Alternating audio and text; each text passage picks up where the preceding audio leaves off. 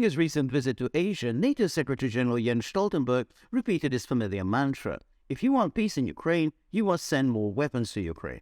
Military support today, he said, makes it possible to reach a peace agreement tomorrow. The UK Foreign Secretary, the inaptly named James Cleverly, said much the same. Giving the Ukrainians the tools they need to finish the job is the swiftest path to peace. This war is peace rhetoric has become so prevalent in NATO land that no one bothers to question its logic.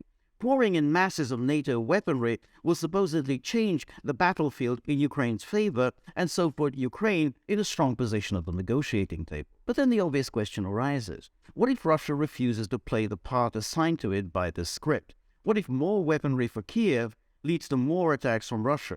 Let's recall NATO's bombs for peace theory of escalation sabotaged a speedy peaceful resolution in Yugoslavia just as surely as it did in Libya. And, as we recently learned, NATO went out of its way to ensure that the war in Ukraine would not end. Former Israeli Prime Minister Naftali Bennett has disclosed that he came close to reaching a peace agreement within a few days of the start of Russia's so-called special military operation. Acting as a mediator in coordination with the US, UK, France, and Germany, Bennett got Ukraine to pledge not to join NATO and Russia not to kill Zelensky, which Bennett took to mean to abandon the goal of denazification of Ukraine.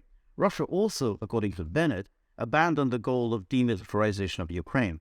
A possible ceasefire, according to Bennett, was close. However, Western leaders, Boris Johnson in particular, quote, blocked the deal. This pattern was to be repeated in Istanbul at the end of March. A peace agreement was in the offing, but then Boris Johnson flew to Kiev and urged Zelensky to drop the idea.